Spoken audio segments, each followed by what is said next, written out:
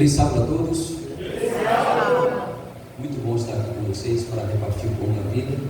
E hoje, de uma maneira especial, com respeito ao sacrifício de Jesus.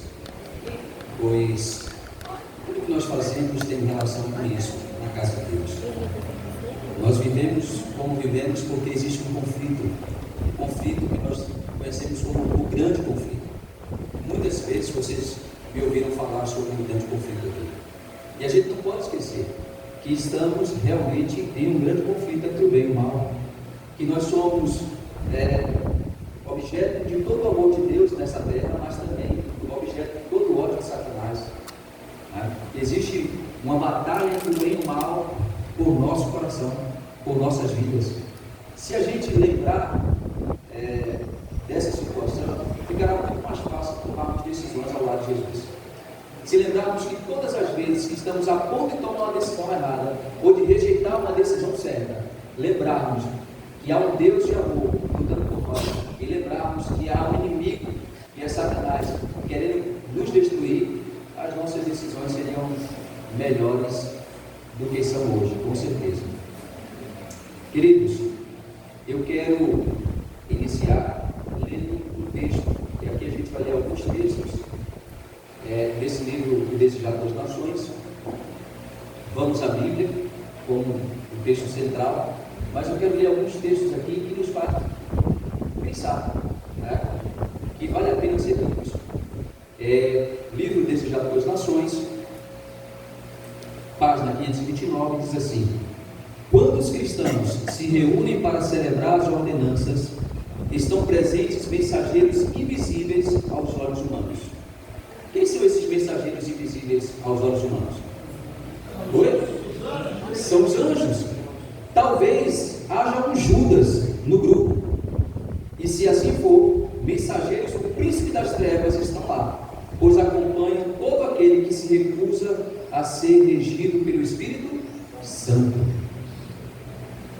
Se recusam a ser regidos pelo Espírito Santo. Então aqui nós já entendemos que numa reunião como essa, certamente tem seres invisíveis, são anjos, que podem também, existe uma possibilidade de haver anjos das trevas. Por quê? Quando há pessoas que se comportam como Judas. E que comportamento de Judas é esse que o texto está falando? O comportamento é esse aqui, Talvez haja um Judas no grupo, e se for assim, mensageiros do príncipe das trevas estão lá, pois acompanham todo aquele que se recusa a ser regido pelo Espírito Santo. Qual é a principal característica de Judas? Ser regido pelo Espírito Santo. Esse foi o ponto que marcou a história de Judas. Ele resistido pelo Espírito Santo. E todo aquele que resiste em ser regido pelo Espírito Santo, ele também está tomando a mesma postura aqui que Judas. Porque assim como eu, como você, como todos nós aqui, tivemos a oportunidade de ser alcançados pelo amor de Deus, Judas também teve.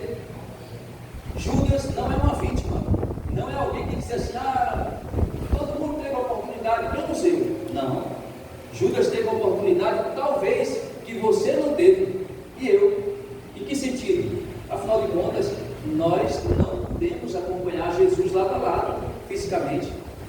Nós não ouvimos palavras da boca de Jesus como Judas ouviu, e nós não andamos com Jesus, não vimos os seus milagres. Ele foi uma testemunha ocular, ele teve privilégios, e hoje nós não temos, embora tenhamos a Bíblia e o Espírito Santo para nos guiar. Mas pense bem nisso. Em um momento como esse, que é um momento muito sagrado, não só porque estamos abrindo a palavra de Deus, estamos na presença de Deus, estamos movidos pelo Espírito Santo, mas porque estamos falando de um assunto tão precioso e tão caro ao Senhor Deus, a morte do seu Filho. Mas não só a morte do seu Filho, uma morte que salva, uma morte, e vocês sabem, a morte é o fim, mas uma morte que traz vida, que dá um início, para nós que um dia estávamos em trevas. Como diz o texto bíblico, nós fomos tirados das trevas para a sua maravilhosa luz. Amém? Anjos celestiais também se encontram no local. esses invisíveis visitantes estão presentes em toda ocasião como esta. Podem entrar pessoas que no íntimo não sejam servas da verdade e da santidade, mas que desejem participar do serviço. Olha, e se entrar uma pessoa que ela não é cristã, ela não foi batizada, ela nem vem à igreja, às vezes vem, às vezes não vem, se entrar essa pessoa e no momento da ceia, no momento da cerimônia, essa pessoa quer participar, qual deve ser a nossa atitude? Olha o que diz o texto: não devem ser proibidas. Se a pessoa sente o desejo, não devem ser proibidas. Acha-se ali testemunhas que estavam presentes quando Jesus lavou os pés dos discípulos e de Judas. Olhos mais que humanos contemplam a cena. Então, vocês sabem que nós temos um sistema de cerimônia da ceia do Senhor aberta. Isso quer dizer que um membro de uma outra igreja pode participar, se ele sentir o desejo, sim, pode participar. Mas se for uma pessoa que não seja membro de nenhuma igreja, mas ela está sentindo o desejo de participar, ela pode participar, ela pode participar. Certamente, nós queremos dizer para essa pessoa assim: olha, é um prazer tê-la aqui conosco, é um prazer que você participe, mas você também entende o que significa isso, participar desse momento precioso. Você entende que não é só comer um pedaço de pão e tomar um pouco de suco de uva, que é o vinho que simboliza o sangue de Cristo. Você entende que as pessoas que fazem isso estão dizendo que aceitam a Jesus como seu Salvador, que aceitam o sacrifício de Jesus, que se rendem a Ele, que querem viver para Ele, porque todo esse significado está aí, que se rendem a Ele, que estão dispostos a viver por Ele. E se a pessoa diz: eu entendo, você pode participar. E se a pessoa diz: olha, eu não entendo tudo, mas eu quero participar, eu também não posso pedir. Tá certo? Mas por que, pastor? É importante que você saiba que o exemplo de Cristo proíbe exclusão da Santa Ceia do Senhor. Diz a serva do Senhor: é verdade que o pecado aberto exclui o culpado. E quando é que o pecado é aberto? Não, pastor. Importante dizer para você: se você sabe que existe uma vida em desacordo com a vontade de Deus, e você insiste, você quer participar dos privilégios, mas sem abrir mão da sua vida de pecado, olha, você está sendo excluído, embora nenhuma das pessoas presentes aqui vai dizer: você não pode, você está proibida de tomar. Mas por que não, pastor? Deixa eu explicar. A Bíblia nos dá um conselho, nos dá uma orientação, melhor dizendo, e ela diz assim: olha, cada pessoa deve averiguar a si mesmo, cada pessoa deve se analisar a si mesmo. Então, quem vai ser o seu juiz nesse momento? Você? Você mesmo. É você que vai ser o seu juiz, e é você que vai dizer assim: eu devo tomar, eu não devo tomar, porque você conhece a sua vida, você conhece a vida que tem, e você conhece as decisões que você toma e você tomou. Se nesse exato momento você está dizendo assim: a partir de hoje eu sou de Jesus, quem é que sabe disso? Eu não estou ouvindo os seus pensamentos, mas Deus está, e você também. Amém? Então você está se colocando à disposição do Espírito Santo. Você está colocando à disposição do Espírito Santo, mas nós precisamos dizer aquilo que a Bíblia diz. E a Bíblia diz que aqueles que tomam sem discernimento, sem entender, ou sem estar de acordo com a palavra de Deus, sem ter a intenção de servi-lo de todo o coração, essas pessoas estão tomando para a sua própria condenação. Diz o texto bíblico. Agora existe uma outra parte, e a outra parte diz: mas aqueles que não tomam, estão separados, não têm parte com o Senhor. Todos aqueles que estão tomando, têm parte com o Senhor. Aqueles que não tomam, não têm parte com o Senhor. É o que o texto bíblico fala para nós. Isso aqui não é uma repreensão, isso aqui é um convite. É Deus dizendo assim: venha fazer parte. Amém? Tome, faça parte, o banquete é preparado para você. O banquete da salvação está aberto para você, está sendo preparado para você.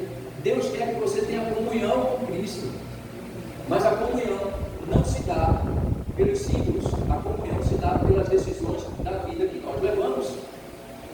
Alguém pode dizer: eu vou entrar em comunhão tomando o vinho e comendo o pão.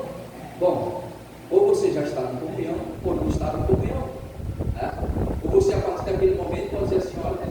estou rejeitando as coisas que me tiram da comunhão com Cristo, e a partir de agora eu tenho comunhão.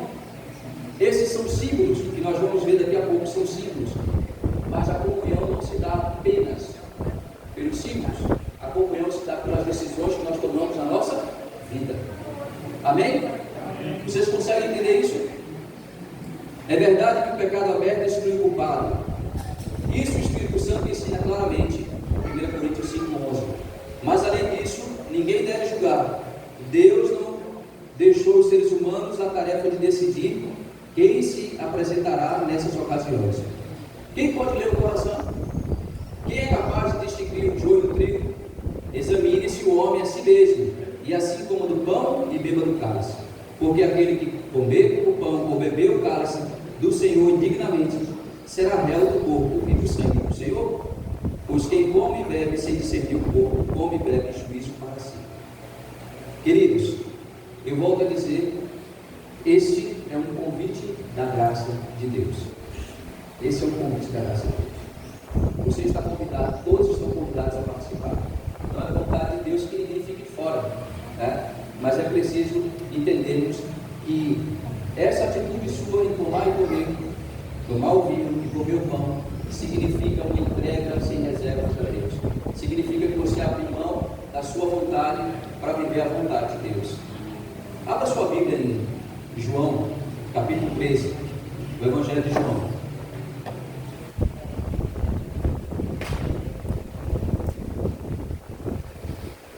João, capítulo 13.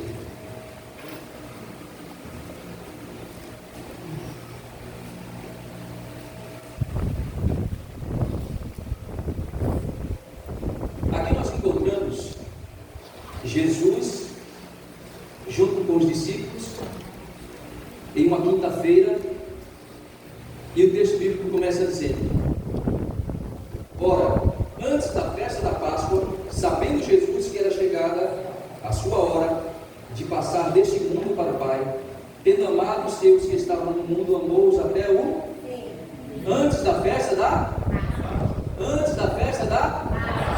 Páscoa. E quando você lembra de Páscoa, você lembra de quê? Oi? O Cordeiro de Deus. Muito bem. Você lembra do Cordeiro de Deus? Quando você lembra de Páscoa, de que história bíblica você lembra? Saindo do Egito. O povo saiu do Egito. Foi instrução de Deus que se matasse o cordeiro, se pegasse o sangue, colocasse nos lugares das portas ali. E o sangue, o símbolo daquele sangue ali, iria livrar aquele povo que tivesse com aquele sangue em suas portas de uma condenação. A condenação era que os primogênitos fossem mortos. Iria livrar. Mas também aquele cordeiro simbolizava ali, dali para frente, o sacrifício do Filho de Deus. O texto bíblico diz: antes da festa da Páscoa, antes que chegasse o momento de celebrar de novo aquele momento ali, onde se lembrava a libertação do povo de Israel lá do Egito, antes que acontecesse isso, porque teria que acontecer na Páscoa, o cordeiro era morto, teria que acontecer aquela cerimônia. Antes que acontecesse isso, o Senhor reuniu os seus discípulos e fez uma ceia. Ele fez a ceia, e o versículo 2 diz: durante a ceia, tendo já o diabo posto no coração de Judas Iscariotes, filho de Simão, que traísse a Jesus, sabendo este que o Pai tudo confiara às suas mãos e que ele viera de Deus e voltava para Deus, levantou-se da ceia, tirou a vestimenta de cima e, tomando uma toalha, cingiu-se com ela. Ele tirou a primeira parte da roupa, ali, daqueles vestidos que eles vestiam naquele momento, pegou a toalha, amarrou na cintura, cingiu-se, amarrou a toalha na cintura, pegou uma bacia e começou a lavar os pés dos discípulos. Eu vou dar algumas informações que vocês já sabem, mas vale a pena, porque pode ser que alguém não saiba. Nos tempos bíblicos, era importante, ou pelo menos era um costume, que houvesse alguém para lavar os pés daqueles que chegavam. E vocês sabem, as ruas não eram como essa. As ruas não eram como essa. Talvez você que mora muito tempo aqui viveu em um tempo em que as ruas não eram calçadas, que eram barro, lama, e você na chuva, o barro fica mole e o pé afunda, né? E quando tem muito sol, é poeira que não acaba mais. E você dá uma volta aqui numa avenida como essa, numa rua como essa, e quando você volta, o pé já está cheio de poeira, cinzento. Mas imagine você que acabou de tomar um banho, está fresquinho, passou um bom perfume, e só foi ali na esquina comprar um pão. E quando você volta, o pé está todo cinzento. Desagradável, né? É muito desagradável. Você está limpinho, mas os pés não. Queridos, Jesus precisava de alguém que lavasse os pés como de costume. Mas nenhum dos discípulos se levanta, porque o orgulho tomou o coração dos discípulos. Não era uma coisa que estava acontecendo naquele dia e naquele momento. Já há muito tempo, os discípulos brigavam entre si para saber quem era o maior. Parece que aquilo que manchou o coração de Satanás, Satanás fez questão de trazer para nós e manchou também o nosso coração. O orgulho, o egoísmo, são coisas que são peculiares a Satanás. Eles estavam cheios de orgulho, eles não estavam dispostos a levantar e lavar o pé de ninguém. E sabe, pouco tempo antes, a mãe de João Tiago chegou a Jesus e disse assim: olha, Senhor, o Senhor vier no seu reino, por favor, tiver estabelecido o teu reino, coloca um filho meu à tua direita, outro filho à tua esquerda. Ela está dizendo assim: olha, Senhor, os melhores lugares têm que ser do meu filho. Eu acho que esse é o sentimento de mãe, né? As mães gostam disso, né? Olha, os melhores lugares têm que ser do meu filho, eu quero que meu filho esteja bem. Ela tinha esse sentimento no coração, sem querer também alimentado por uma expectativa falsa de que Jesus iria reinar sobre Roma e sobre o mundo inteiro, mas não como o Deus eterno, e sim como governador humano. Jesus falou assim: olha, mulher, você pede, você não sabe o que está pedindo, né? Você não sabe o que está pedindo. Se você soubesse, você não pediria. E vocês sabem que, de fato, houve uma situação onde dois homens ficaram dos dois lados de Jesus, e essa situação não era um trono, essa situação era uma cruz. Se Jesus nos desse tudo o que nós queremos, a gente já tinha ido embora faz tempo, a gente já tinha se arrebentado faz tempo. Muitas orações que Jesus responde com não, na verdade são bênçãos de Deus para nós, e a gente ainda reclama sem saber. Queridos, então Jesus começa a lavar os pés dos discípulos. No versículo 6 diz assim: aproximou-se, pois, de Simão Pedro, e este lhe disse: Senhor, tu me lavas os pés a mim? Respondeu-lhe Jesus: o que eu faço não sabes agora, compreenderás depois. Bom, não se passa muito tempo, vocês sabem que Pedro está negando Jesus, sabe? Parece que Jesus dá o perdão antes mesmo que Pedro houvesse pecado. Pedro, eu te conheço, eu sei quem você é, eu sei das suas fraquezas. Você precisa disso, Pedro, você precisa que eu lave seus pés, sim. Tá? Você vai entender, não agora, depois você entende. Depois você vai entender. Respondeu-lhe, versículo 7, respondeu-lhe Jesus: o que eu faço não sabes agora, compreenderás depois. E o 8 disse: disse-lhe Pedro: nunca me lavarás os pés. Respondeu-lhe Jesus: se eu não te lavar, não tem partes comigo. Queridos, vocês acham mesmo que Jesus estava preocupado com a poeira dos pés dos discípulos? Lembram-se de uma situação onde Jesus é julgado por seus discípulos porque não lavaram as mãos? Lembra? Que existia um ritual, uma cerimônia para se lavar as mãos. Estão nem lavando as mãos. Bom, aquele que não lavou as mãos estava preocupado com os pés, não é? Jesus não estava preocupado com a poeira dos pés dos discípulos. Então qual era a preocupação de Jesus? Não era a poeira, mas o que ela representava. A poeira dos pés dos discípulos representava o orgulho. E queridos, é muito provável que eu tivesse tomado a mesma decisão que os discípulos. Vou lavar os pés do ninguém, não. Ué, peraí, rapaz. Ciro igual a mim, né? Ainda com os cabelinhos mais brancos que o meu, que eu estou começando aqui. Vou lavar os pés dele? Ou não? Não nada. Né? Não vou lavar os pés do Bira também, não. É provável que se eu estivesse lá e você estivesse lá, tivéssemos tomado a mesma atitude. Mas com o pensamento que eu tenho agora, e com o coração que eu tenho agora, talvez eu dissesse assim: olha, os pés de ninguém aqui eu lavo, mas o de Jesus quem vai lavar sou eu. Deixa comigo, ninguém lava os pés de Jesus, hein? Aqui é comigo, ó, isso aqui é meu, tá? Ninguém vai lavar os pés de Jesus, é comigo. Talvez a briga fosse para lavar os pés de Jesus. Esse aqui é comigo. De Jesus ninguém lava os pés. Sou eu que vou lavar os pés. Mas pasme, os discípulos nem os pés de Jesus lavaram. Nem o de Jesus. Eles poderiam não lavar os pés de ninguém, mas nem os de Jesus eles queriam lavar. E não lavaram, de fato. Ninguém se levantou para lavar nem os pés de Jesus. E agora Jesus está lavando os pés. Chega até Pedro. E Pedro diz: nunca me lavarás os pés. Nunca me lavarás os pés. Muito forte isso. Olha, se Jesus não fizer a obra que Ele quer fazer em nosso coração, se você nunca deixar Jesus agir como Ele quer, como será salvo? Se você nunca deixar o Espírito Santo fazer o que Ele quer, como será salvo? Se a poeira desse coração, que é o pecado, essa poeira, não sair, como será salvo?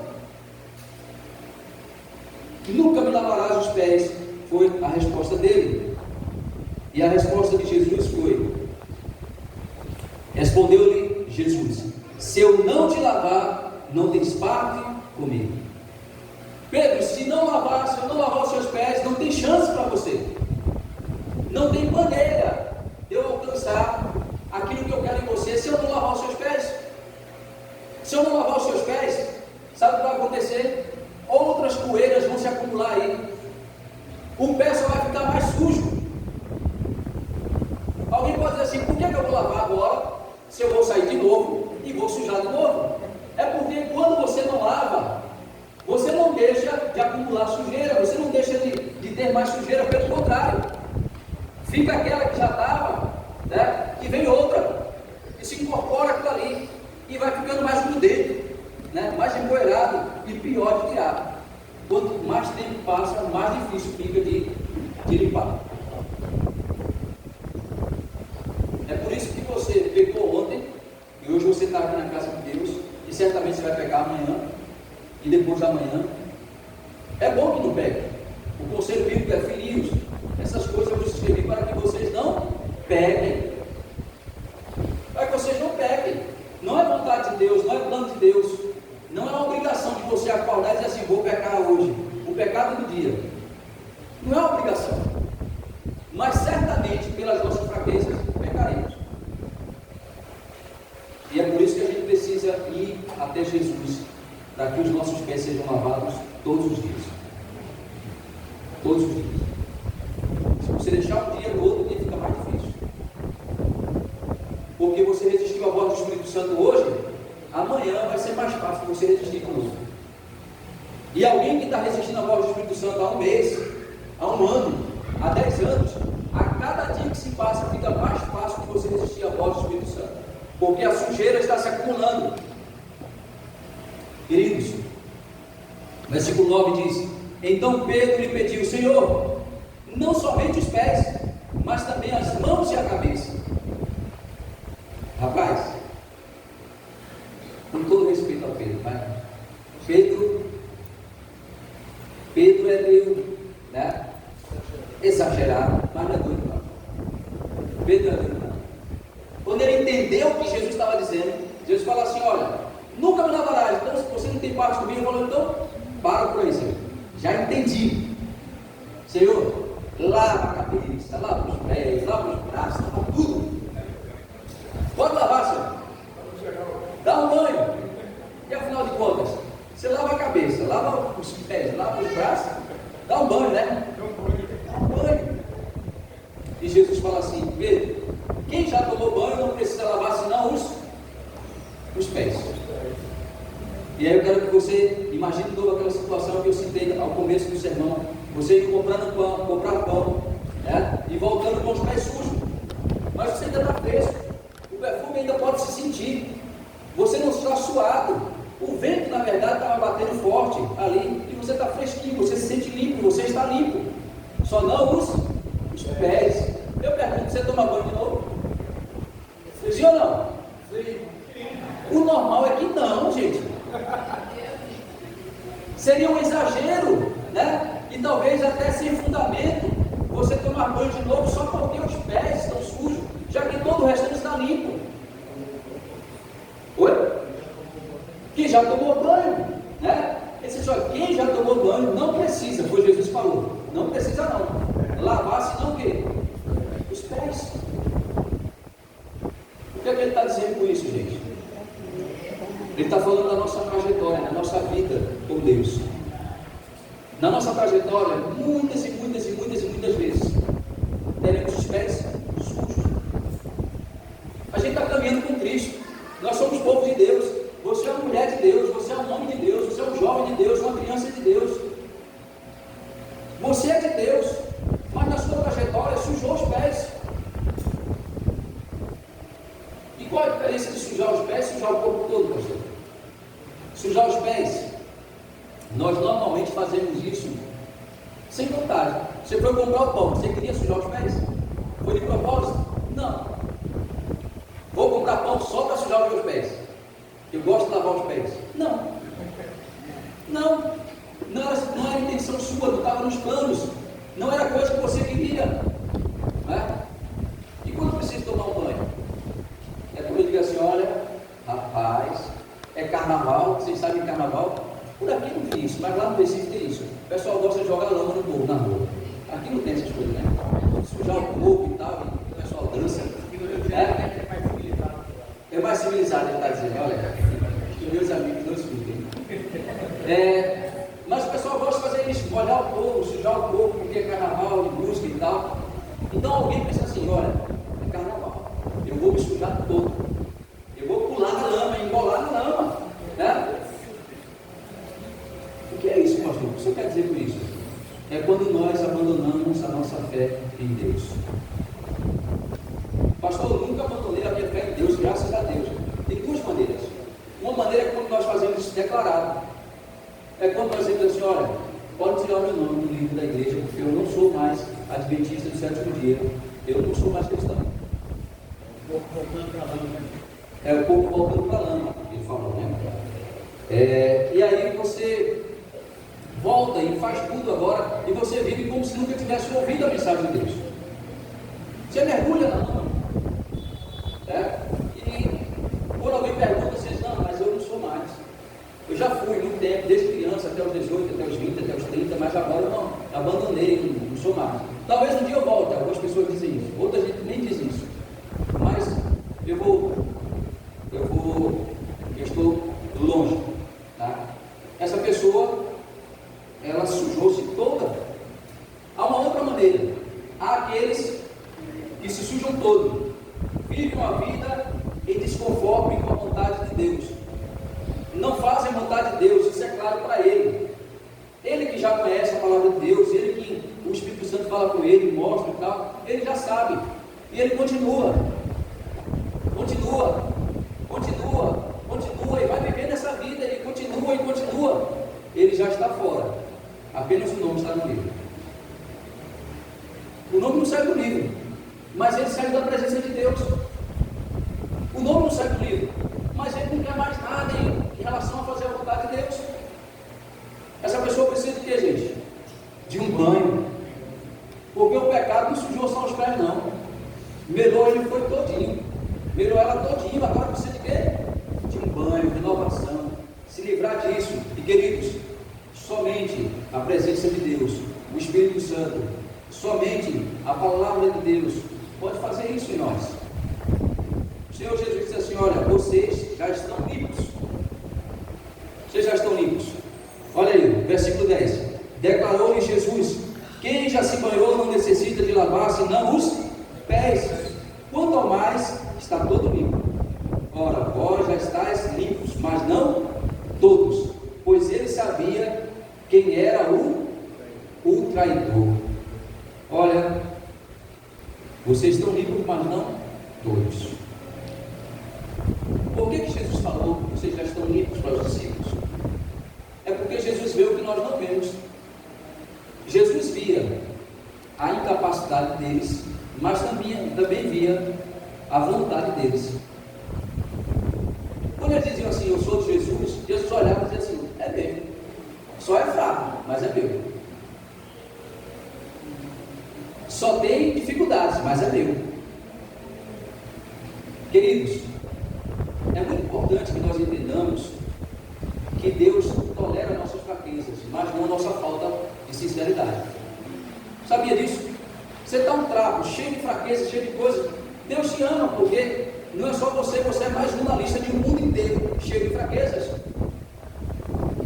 Você não consegue vencer o pecado sozinho, isso não está ao seu alcance. Não é uma coisa que você pode dar conta, você não dá conta. Então Deus tolera as suas fraquezas, sim, porque tudo que nós fazemos de bom, o melhor que a gente faz, ainda está longe do ideal de Deus. A gente fez uma coisa maravilhosa, está longe do ideal de Deus. O Emanuelzinho gosta de desenhar, né? De pintar. E a Jane e eu sempre compramos caderninhos com desenhos e tal para ele pintar. Às vezes trazemos para a igreja, damos um lapisinho e ele fica ali, tá? E a pintura do Emanuel, o desenho dele, ele pinta mais ou menos assim. E ele vem todo feliz para mim e para a mãe. Corre lá no escritório: papai. Assim, né? Esperando eu falar. E eu falo assim: meu filho, que coisa linda!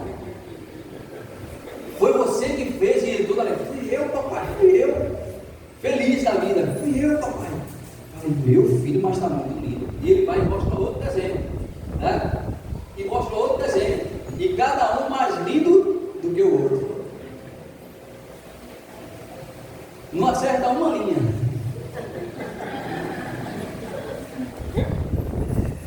Eu falo: meu filho, mas como está lindo! Você é um desenhista, meu filho. Esse é você diante de Deus.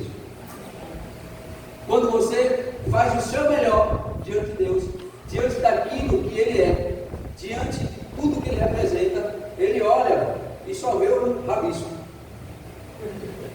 E Ele fala assim: meu filho, parabéns. Deus não está vendo o rabisco, Deus está vendo a intenção do seu coração. E diz assim: meu filho, está lindo. Está lindo porque, olha, eu sei quantas lágrimas foram derramadas para você chegar aqui. Eu sei quantas vezes você jejuou, você orou, você me buscou para chegar aqui. Era pior. Agora está bonito. Eu sei. Esses somos nós diante de Deus. O que você quer dizer com isso, pastor? Eu quero dizer que você não pode andar sem Jesus. E você não pode viver uma vida santa sem Jesus. Os pés têm que ser lavados todos os dias na presença de Deus, buscando a orientação do Espírito Santo todos os dias. Que você vai ser guiado pelo Espírito Santo. E por causa do sacrifício de Jesus, sabe o que vai acontecer? Quando o Pai olha para você, existe uma lente. Você sabe que às vezes a gente sai e o sol está muito forte, a luz do sol está muito forte sobre nós, e a gente fica com o olho meio fechado, né? Tentando enxergar. E se você olhar para cima ao meio-dia, dificilmente alguém faz isso com o olho aberto, né? Está sempre assim, meio fechado. Aí você coloca um óculos escuro e, dependendo ali da capacidade do óculos, você começa a abrir os olhos, não é assim? E se você colocar um óculos de boa qualidade, às vezes você consegue melhorar. Você colocou uma lente e por isso você vê luz.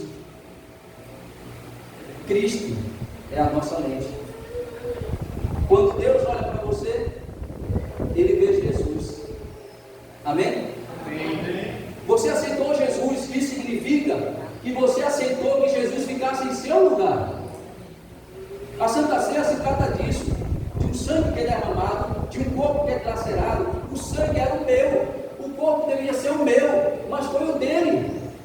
Houve uma troca. E por que é uma troca? Quando Deus olha para você, quem é que Ele vê? Jesus. Quando Deus olha para o coração arrependido, Ele vê quem? Ele vê Jesus. Porque a Bíblia diz que Ele se fez pecado por nós. A Bíblia diz que Ele se fez pecado por nós. É por isso que quando Cristo está na cruz, Ele diz: Deus meu, por quê? Por que me desamparastes? Porque na cruz Cristo, Ele representa a mim, representa a você. Porque na cruz Cristo é pecado. Cristo é pecado. É por isso que naquele momento, o Pai, Ele está na escuridão, oculto na escuridão. E o Filho não sente a presença do Pai. Porque se cumpre o que diz lá em Isaías 59, versículo 1 e 2. Os vossos pecados fazem separação entre mim e vós.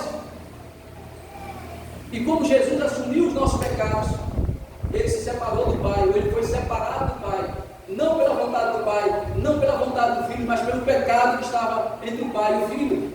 Que pecados são esses que Jesus tinha? Ele não tinha, Ele apenas assumiu os nossos pecados. Houve essa troca. Louvado seja Deus. Queridos, os pés foram lavados. Judas estava lá presente. Os pés de Judas também foram lavados. Judas também passou 3 anos e meio com Jesus. E pasmem, Judas comeu do pão. E Judas bebeu do vinho. E é por isso que eu disse que é apenas um símbolo. Mas é um símbolo de decisões que nós tomamos com Cristo.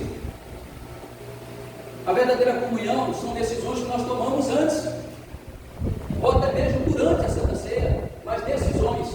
Decidimos, é isso que eu quero, é isso que eu vou fazer, é assim que será. Minha vida com Cristo será desse jeito, são decisões. Essa é a verdadeira comunhão que temos com Deus e com Cristo. Então, Jesus lava os pés dos discípulos. E o versículo 12 diz assim: depois de ter lavado os pés, tomou as vestes e voltando à mesa, perguntou-lhes: compreendeis o que eu fiz? Vós me chamais o mestre, o Senhor, e dizeis: vem, porque eu sou. Ora, se eu sendo o Senhor e o mestre vos lavei os pés, também vós deveis lavar os pés uns dos outros. Porque eu vos dei o exemplo, para que como eu vos fiz, façais vós também. Queridos, Jesus nos deu o exemplo. E é por isso que nós lavamos os pés uns dos outros, seguindo a ordem do mestre. Ele disse assim: eu fiz, vocês deviam fazer também. E quando eu digo vocês deviam fazer também, não é uma sugestão, é uma ordenança. O Senhor Jesus está dizendo: vocês devem fazer. Eu fiz, eu sou o mestre, eu sou o Senhor, vocês falam isso e é verdade, então que vocês façam também. Eu fiz para dar um exemplo para vocês. E assim como a lavagem dos pés dos discípulos tirou a poeira do coração deles, o pecado do coração deles, ao lavarmos os pés uns dos outros, nós devemos também pedir perdão pelos nossos pecados para com o próximo, pelas nossas ofensas, né? E renovar a nossa comunhão, não somente com Cristo, mas também com o nosso próximo. Assim deve ser. E alguém pode dizer assim: eu nunca vou fazer isso. Olha o exemplo de Pedro. Eu nunca vou fazer isso. O Espírito Santo vai dizer assim nesse momento para você: então você tem parte comigo. Por quê? Porque a discórdia, a maldade, né? o mal está no coração daqueles que são guiados pelo Espírito Santo? Não. Pelo contrário, que foram infectados pelo diabo, para fazer parecer que o que é ruim é bom, que o orgulho é o melhor caminho, que nós não precisamos coisa nenhuma pedir perdão, voltar atrás. Isso é coisa de gente fraca. Assim Satanás ensina, e assim muitos têm aprendido, infelizmente. Queridos, lá em Mateus 26,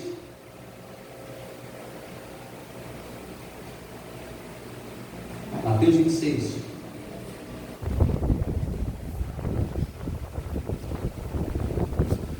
vai nos falar ainda desse personagem que eu tenho tocado nele desde o início.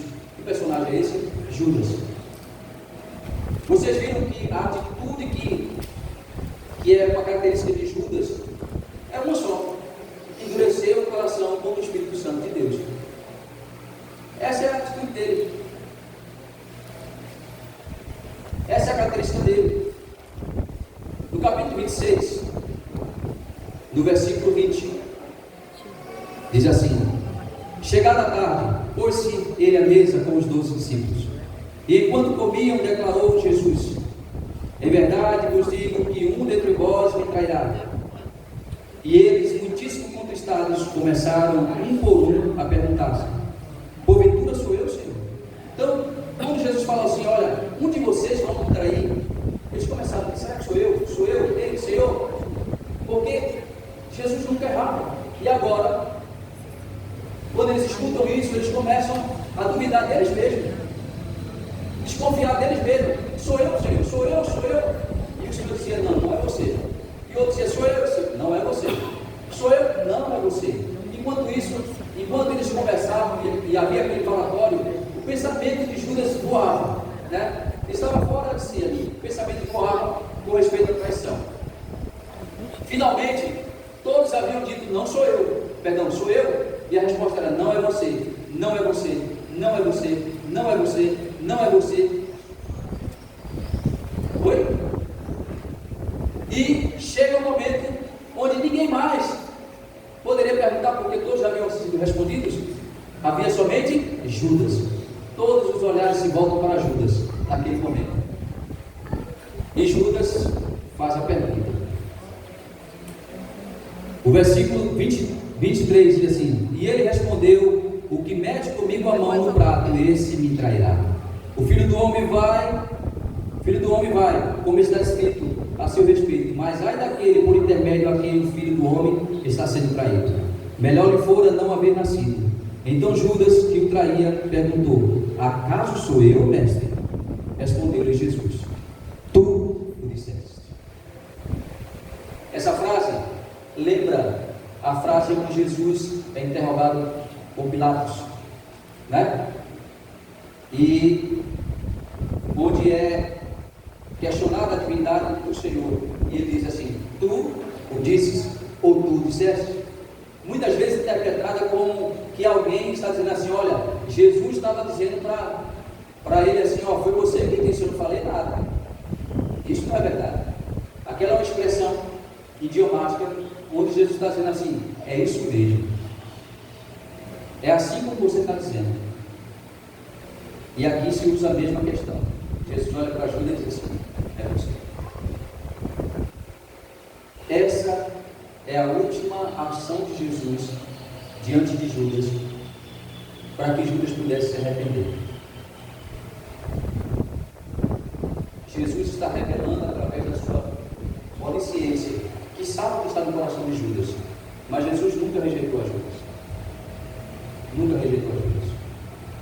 Assim como nós não devemos rejeitar a pessoa nenhuma, Jesus nunca rejeitou. 3 anos e meio, Judas andou com Jesus. E até os últimos momentos, Judas estava ali com Jesus. Depois dessa fase, Judas tem mais um encontro com Jesus. É quando ele se encontra no jardim com Jesus e ele dá um beijo em Jesus. E Jesus fala assim: amigo, para que o viestes? Não são palavras que Jesus usa ali, não são palavras irônicas. Jesus amava Judas como ama cada um pecador. E assim como Judas teve a oportunidade de lavar os pés e de se consagrar e de entender aquele sacrifício que seria feito, nós também temos essa oportunidade hoje. Pela graça de Deus, estamos aqui participemos todos dessa porta aberta que nós temos. Entremos todos por essa porta aberta, participemos todos desse banquete, que é o pão que simboliza o corpo de Cristo, que é o sangue simbolizado pelo vinho, em nome de Jesus. Eu vou convidar agora as irmãs para louvar o hino, e nós vamos sair para o lava-pés, e após o lava-pés nós teremos a nossa Santa Ceia.